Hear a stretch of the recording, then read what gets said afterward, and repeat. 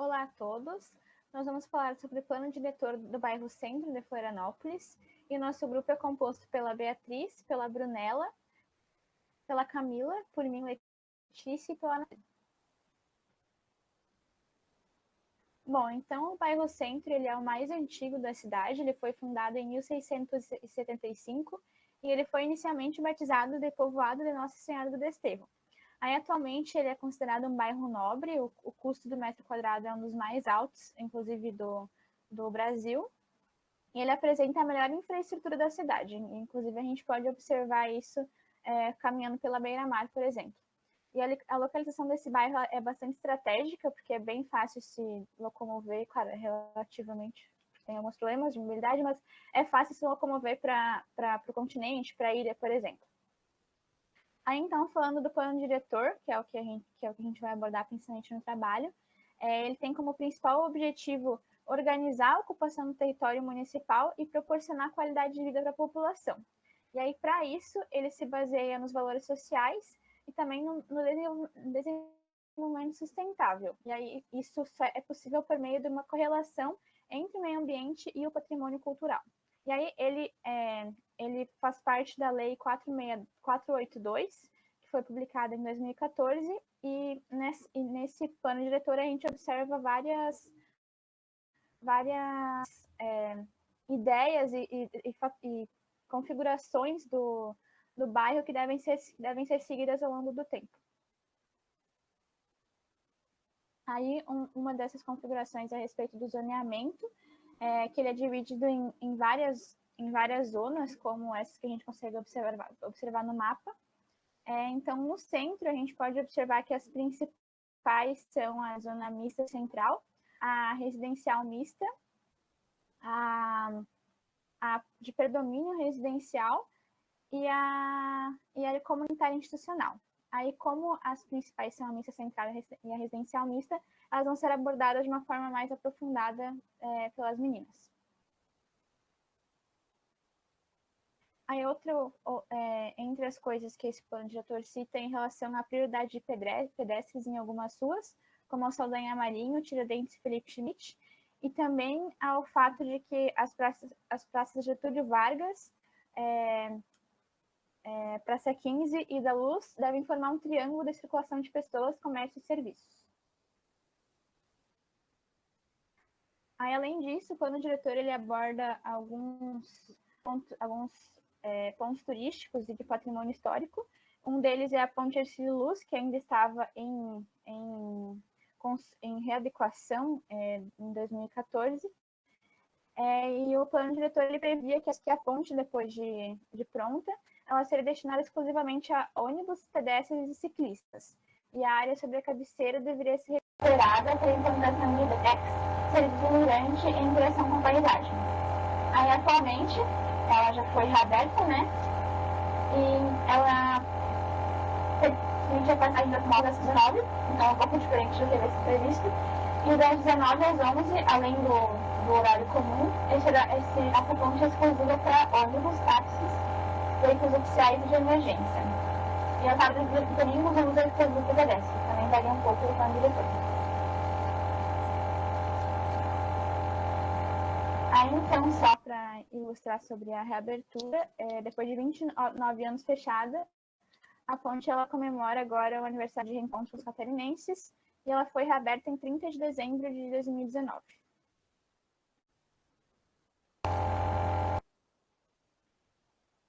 Então, hoje em dia, ela, além de ser um ponto turístico, ela também foi reaproveitada como um espaço para convivência a partir do uso cultural, museológico, turístico, gastronômico, esportivo, de lazer e de contemplação.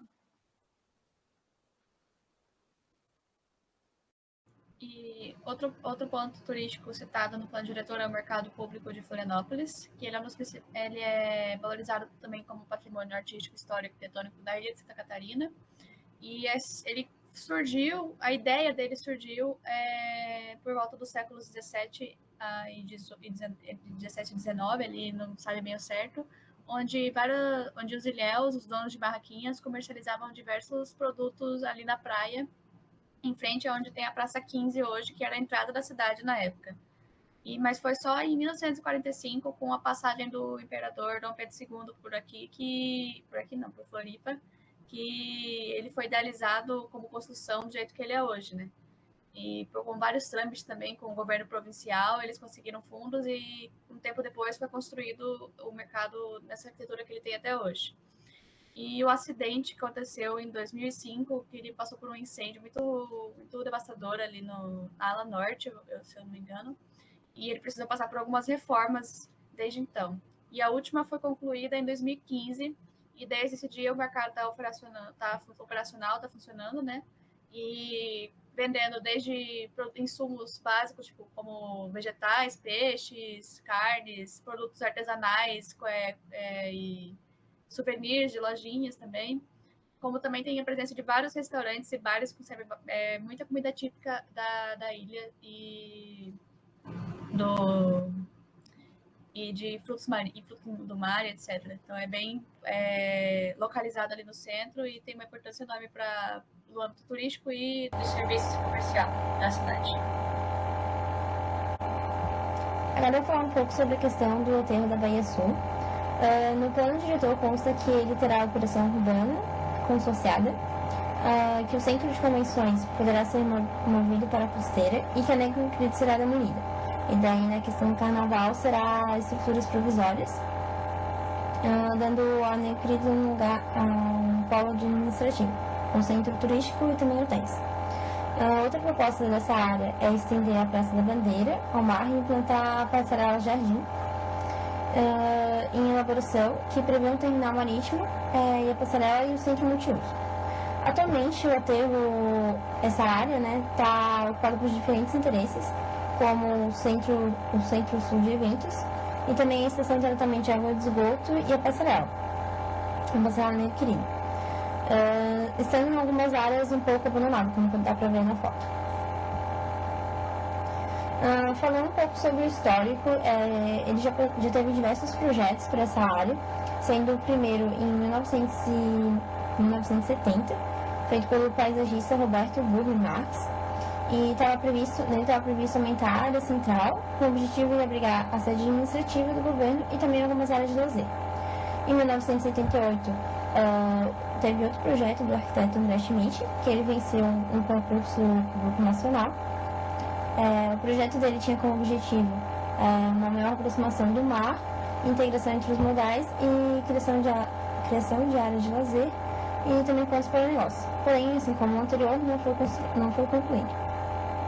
Em 2013 e 2017 voltou-se a fazer projetos sobre a área em questão, e no qual o Instituto de Planejamento Urbano de Florianópolis fez um projeto para o aterro que incluía o comércio popular, com o objetivo de atrair o público que frequentava o antigo camelódromo, criando um novo eixo de direção centro-sul.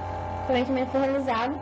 Hoje, o que eles planejam é uma parceria público-privada, na qual eles pretendem realizar o projeto nessa área, estendendo a Praça da Bandeira ao mar e implantando o projeto da Passarela Jardim, além também de prever um terminal marítimo e o centro multiuso. Pode passar. Aqui tem uma foto da área em questão. Tem um terminal marítimo representado, também uma área de lazer, tem uma área que vão fazer o paisagismo original do Burle Marx e também uma área a praça que ele tinha planejado, além da Passarela Jardim, que vai até o terminal marítimo.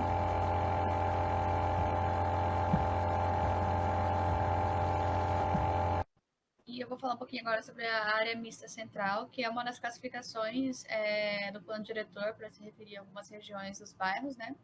E ela obriga a manutenção dos comércios e serviços nos andares de baixo e moradias apenas em cima. No entretanto, com isso a gente tem uma certa limitação das edificações desses diferentes locais por diversos fatores, né? Entre eles, fatores de subsolo, fatores de preservação da paisagem, de preservação das ruas e da movimentação de carros, etc. E aqui estão retirado do plano diretor, né? A região mista central são essas avenidas que estão grifadinhas. E aí são os exemplos de alguns edifícios que podem, de como é a disposição dos pavimentos de que podem ter nessas ruas, nessas regiões. Considerado como área mista central também é esse iniciozinho da Avenida Beira-Mar ali, logo depois que passa a Praça da Luz, ali a Ponte Cílio Luz. No plano diretor, essa região delimita apenas 2 pavimentos, no entanto, dá para ver que tem um hotel ali e um prédio que ultrapassam esse limite, e aí não respeitando, portanto, o plano diretor. Outra área considerada como mista central é a Rua Silva Jardim, e o limite dessa rua é de 3 pavimentos, no entanto, tem edificações que extrapolam esse limite, mas a maioria tende a manter, mas existem as exceções. Né? Aí outras avenidas que são classificadas como, que estão dentro dessa classificação mista, é a Avenida Mauro Ramos, essa Trompovski, e entre as avenidas Paulo Fontes e Tenente Silveira. Essa primeira imagem é da Avenida Mauro Ramos, dá para ver que tem um edifício bem alto ali, que ultrapassa o limite de 12, e outros ali que estão dentro do limite de 12. Então, algumas exceções existem também.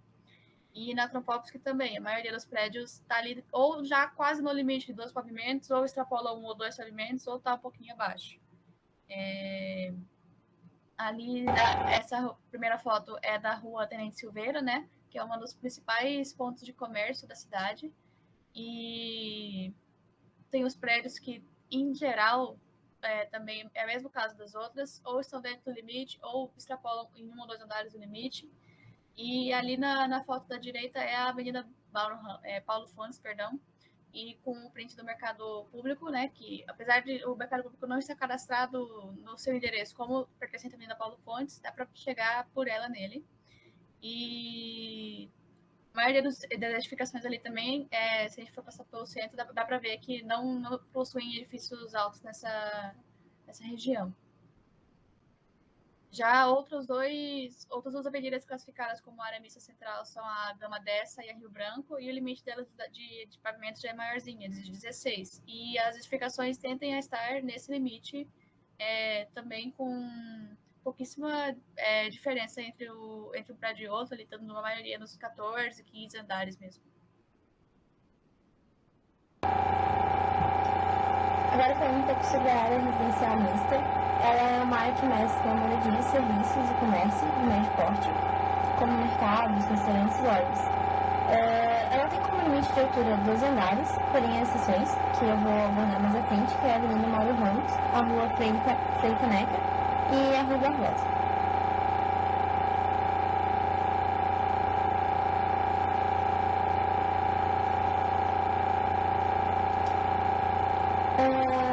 Na primeira imagem temos a Avenida Mauro Ramos, que o limite de andares é de 3 a 8 andares. Tem um edifício de 3 andares, um de 4 e outro de 2. Na Rua Frei Caneca é permitido de 8 a 14 andares, sendo os prédios apresentados, os 4 prédios estão de acordo e não ultrapassam o limite de 14 andares. E já na Rua Barbosa, o limite é de 3 a 8 e temos vários prédios que ultrapassam esse limite. Esses 3 prédios representados, eles passam de 8 andares. Então, como a Natália tinha falado, ele sempre é seguido pelo diretor.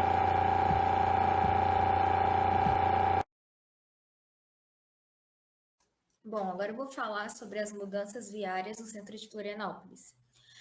A construção do anel viário da área central de Florianópolis, que contara com corredor exclusivo para ônibus, foi um projeto que captou investimentos federais em meados de 2015. O principal objetivo consistia na reforma de pontos de ônibus e também na criação de corredores exclusivos para o modal. Porém, só em 2020, que as ruas Conselheiro Mafra e a Francisco Tolentino tiveram a adoção da faixa da direita como corredor exclusivo para ônibus. Bom, o objetivo é a priorização do transporte coletivo, consequentemente o incentivo do uso desse meio de transporte, e assim, para que seja possível dar uma maior fluidez ao trânsito. Não está ali, mas as modificações também incluem a transferência das vagas de carga e descarga da Francisco Tolentino para a Avenida Paulo Fontes. A implantação do sistema BRT na Avenida Beira-Mar Norte, Sistema semelhante que já existe em outros municípios brasileiros, como em Curitiba, não foi executado. O sistema de ônibus conhecido como ônibus de trânsito rápido, BRT, faz parte da implantação do anel viário no entorno do maciço do Morro da Cruz, na capital. Segundo Michel Mitman, diretor da região metropolitana do Instituto de Planejamento Urbano de Florianópolis, o projeto visa atrair usuários para o transporte coletivo e diminuir o uso de automóveis, motos e táxis, e com isso melhorar a mobilidade urbana da cidade. Como eu já disse, o projeto não foi realizado. Em 2016, a duplicação da Antônia do Vieira teria um elevado exclusivo para o transporte público. Existia a possibilidade de um corredor exclusivo para ônibus, com via elevada sobre a rótula da Eletrosul. Também estavam previstas calçadas, passeio, terraplanagem, drenagem, sinalização horizontal, urbanização e ciclovia. Não deu certo em 2016, em 2017. Em 2017, a prefeitura reincidiu o contrato com a empreiteira e 2 anos depois, em 2019, que foram começar as obras da duplicação. O contrato foi assinado com a empreiteira MJRE Construtora, do Rio de Janeiro. Mais de 2 anos depois, em julho de 2021, as obras foram retomadas com uma nova empreiteira, a Embrax. Em 2022, as obras seguem acontecendo. Inclusive, tem aí à esquerda a foto ali de como está atualmente. Obrigada. Em 2013, a Prefeitura de Florianópolis anunciou que estimava gastar 64 milhões para a implantação do teleférico entre a Trindade e o centro. Durante a elaboração do projeto conceitual, foi pensado na Mariquinha como local da estação no Morro da Cruz, porém, ele esclareceu que a definição do ponto exato depende do trajeto das 3 estações. Além do Morro da Cruz, os pontos definidos ficaram entre UFSC e o Ticem. A proposta desse teleférico Centro-Trindade tem semelhanças com o equipamento do Rio de Janeiro, principalmente em relação à extensão e capacidade. Esse projeto não foi realizado, ficando apenas no papel. Alguns lugares onde eram usados para estacionamento tiveram a instalação de residências no lugar, como nessa imagem aí, que antes era um estacionamento e virou residência. Além disso, ruas que possuíam estacionamentos ao seu decorrer também tiveram que ter estacionamentos vagas retiradas para dar lugar ao corredor de ônibus ou para o trânsito em geral, com o intuito de melhorar a mobilidade no centro da cidade. Dessa forma, uma saída para as pessoas poderem estacionar os seus carros foram os estacionamentos subterrâneos, que está cada vez mais sendo incentivado por ocasionar a melhora de fluxo nas ruas, gerar muitas vagas e ainda contribuir com a reforma paisagística da cidade. Aqui do lado tem pode passar, por favor.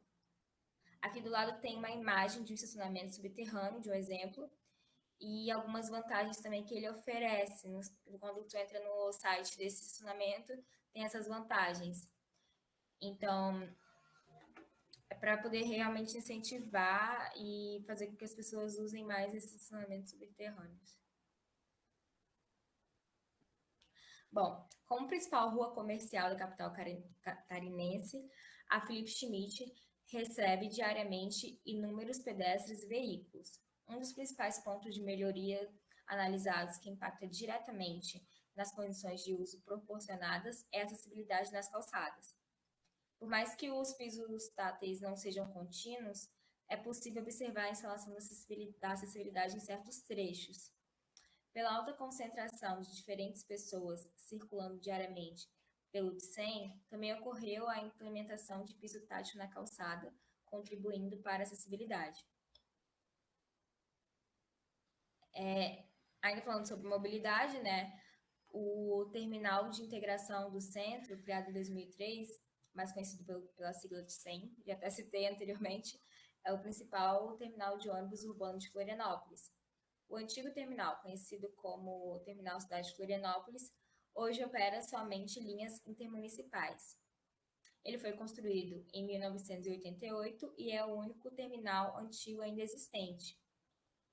O Ticem hoje abastece linhas municipais e intermunicipais, com suas linhas distribuídas em 4 plataformas, A, B, C e D. As linhas municipais são administradas pela empresa Consórcio Fênix, enquanto as linhas intermunicipais são administradas por Estrela, Biguaçu, Jotu e Santa Terezinha. Agora eu vou falar um pouquinho sobre as zonas especiais de interesse social, mais conhecidas pelas siglas ZEIS. Elas são parcelas urbanas, ou seja, são pedaços da cidade, onde fica a moradia da população de interesse social, ou seja, a população geralmente de baixa renda. Essas áreas elas geralmente são sujeitas às regras específicas de parcelamento, uso e ocupação do solo, onde as regras elas são mais brandas, ou seja, a gente tem afastamentos menores, o lateral, o frontal, a gente também tem maiores coeficientes de aproveitamento do terreno, devido aos terrenos geralmente serem menores do que um lote normal. Conforme dados de 2004, fornecidos pela Prefeitura Municipal de Florianópolis, no centro existiam 26 mil pessoas que moravam nessas zonas, e elas moravam em cerca de 19 comunidades. Existem certas condições que devem ser consideradas para te dizer que esse local é uma ZEI.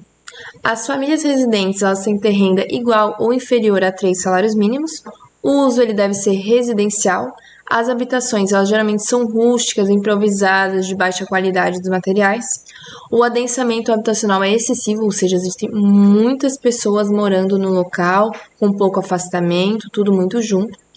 As ocupações, então, por consequência, elas são irregulares, existem loteamentos clandestinos e áreas de invasão, além da inexistência ou precariedade da infraestrutura urbana e comunitária. O sistema de esgoto é precário, as ruas são precárias, a iluminação pública também é precária, entre outros fatores.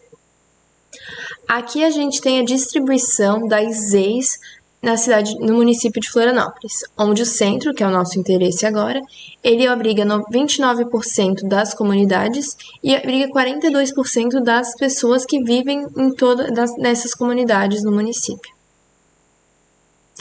A classificação das ZEIs. As ZEIs elas são classificadas em 3 tipos. A classe 1, não há restrição legal ou técnica à ocupação, porém não existe documentação desses terrenos. Na classe 2, há restrição legal ou técnica à ocupação e devido aos riscos, elas estão sujeitas a remanejamento ou reassentamento, que é a maior parte das ZEIs existentes hoje no centro. E na classe 3, os empreendimentos eles são construídos de forma regular. Aqui a gente também tem um mapa, né, da onde ficam as ZEIs no centro. Aqui a gente, por exemplo, tem a Santa Clara, Laudelina Cruz Lemos, o Morro do Tico-Tico, a Rua Ângelo Laporta, o Morro na Mariquinha, entre outros. Agora eu vou falar sobre uma tragédia devido a essas ZEIs classe 2, né? Então, foi a tragédia do Morro da Mariquinha. Ela aconteceu no dia 13 de dezembro de 2011. Os motivos foram ocupação irregular, desmatamento, intensa pluviosidade nos dias ali anteriores, ocorreu muita chuva, ocupação desordenada, né, que altera o fluxo das águas da chuva, ou seja, não existe mais tanta infiltração no solo, a segregação socioespacial e a falta de políticas públicas de modo a diminuir esses problemas. No caso, é importante a remoção das pessoas nas áreas de risco para evitar esse tipo de tragédia. E o que aconteceu é que houve o desplacamento de uma pedra de cerca de 200 toneladas e que levou tudo abaixo. Aí aqui a gente tem algumas imagens. Aqui é duas imagens do Morro da Cruz. A gente pode ver a grande diferença entre lá para cima, mais no morro, e mais no início do morro, onde aqui a gente tem casas consideradas de classe alta, classe média alta. Aqui a gente já tem casas de classe de baixa renda. Aqui o Morro da Serrinha, e aqui a praça onde foi revitalizada a Praça do Morro da Serrinha. E eu acredito que seja isso. Então, muito obrigada.